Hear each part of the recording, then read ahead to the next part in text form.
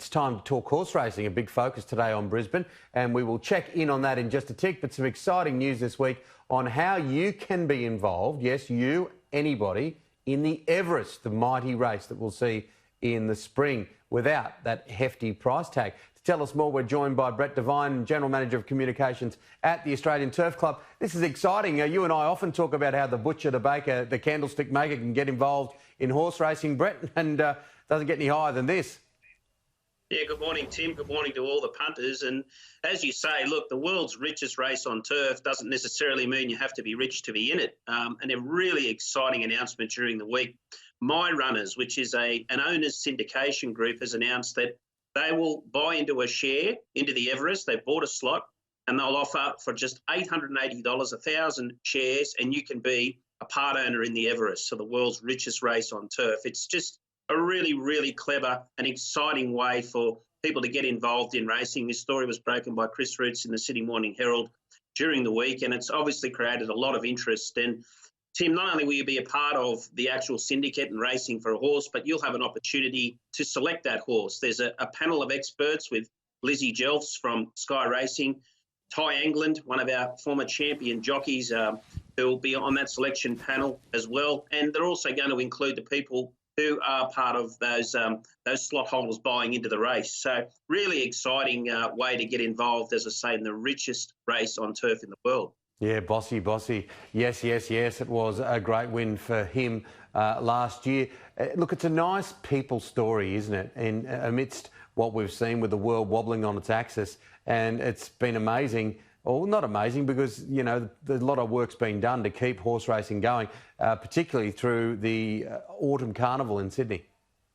Yeah, look, we've been very fortunate to be able to continue racing, Tim. Obviously, mainstream sports have had to cease for a while, but through racing and through the Australian Turf Club, we managed to put into place some procedures and some protocols that not only practiced social distancing, but kept everybody safe, obviously the jockeys and the trainers and the skeleton staff on course. And those procedures have actually been picked up by race clubs around not only Australia, but the world. We've had jurisdictions such as Hong Kong, Japan, even the UK, contact the Australian Turf Club and Racing New South Wales to use our knowledge and use our expertise in how they can get their racing either going or to continue. So super lucky that we've got through an autumn carnival and we've given people at home things to watch and to enjoy, and hopefully in the next few months we'll be all back on track again.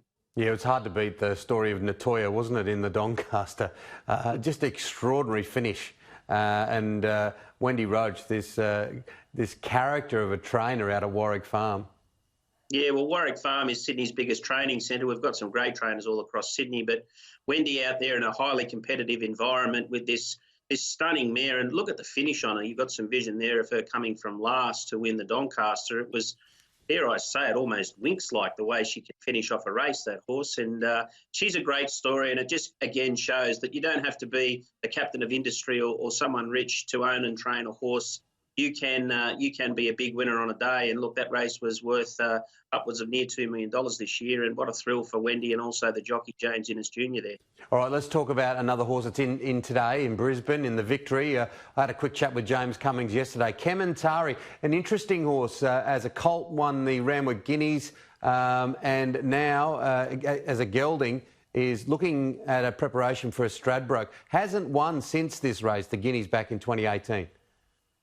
Yeah, look, Tim, he's been a very popular horse with punters in the respect that he starts short in the market and favoured a few times, and he has let them down quite a few times. But there's no doubting his ability, and look, there's no doubting the ability of James Cummings and the Godolphin team to peak a horse for a big race. He, as you say, he was highly promising, a Group 1 winner there, and obviously that made him a valuable sire, but it wasn't to be. So he was gelded. He's come back as a racehorse, and he's one of the favourites there today in that race that is a big lead up to the Stradbroke, as the attention starts to turn away from Sydney for a little while and to Brisbane for their big winter carnival. All right, I'm going to get your tips in just a tick, so everyone watching who likes to have a little dabble with their head not over it, get your pencil out and your piece of paper. But I want to ask you about that 2-year-old race. It's an interesting race as well. Some good horses up there in Brisbane.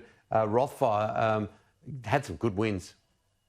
Yeah, look, he's a highly promising horse, Tim. This race today is obviously a lead up to another big Group 1 in a few weeks' time in Brisbane, the JJ Atkins, which is targeted by trainers across the country. And look, Roth's a highly promising horse, but he takes on another boom horse in Isotope, who's won his only 2 starts in very impressive fashion. Look, that race over 1,200 metres today will be a great point for the JJ Atkins, which has been shortened in distance, I believe, this year to 1,400. So certainly those 2 horses will be ones to watch in that race. All right, let's get that pencil out and the piece of paper. All care, no responsibility. We need a few tips to brighten up our Saturday, buddy. Well, you really are putting the pressure on me now, Tim. And, I'm a Sydney man, so I'll stick to Royal Randwick today. It's a heavy track. The guys out there have done a good job because we've had a lot of rain in Sydney and it's only just into that heavy 8 range. So we've looked for a few horses that may handle that wet track. In race 3, a horse called Foxborough for trainer John Sargent. She loves a wet track and stepping up in distance. She was super impressive last start. So have a few dollars maybe on her. Another one that likes the wet, Miss Einstein in race 5, trained by Björn Baker at Warwick Farm. I know one of your favourite trainers, Björn, not only a talented trainer, but a very funny man. But Miss Einstein also loves wet tracks. She won one day at Warwick Farm, somewhere like 6 lengths on a wet track. So she's well in the market. And then just wanted a bit of odds, Tim, a horse I like. He gets back in the field, but she has a finish on him on his day. He's a horse called November Man in race 7. He's trained by Anthony Cummings. So, look, he'll get a bit back in the field, but he's a reasonably good price, about 10 to 1, so maybe have a few dollars each way. But as you say, all care, no responsibility. Great news during the week, too, to see that the tab agencies are opening. It's been a tough time for punters who can't go down the pub or the tab on a Saturday, so a little opportunity there for people to get out, put some money in their account, put a few bets on and enjoy the races at home, either on Sky Racing or Channel 7. Yeah, a more disciplined way to go about it as well, I would suggest. Just very quickly, look, a lot of people are ringing me and I suggest more people are ringing you. When are we going to get back to the track? There is some bright prospect that we're going to start getting some crowds back, hopefully before the spring. Yeah, look, we're all itching for that too, Tim. We cannot wait to get our members and our punters and customers back on track.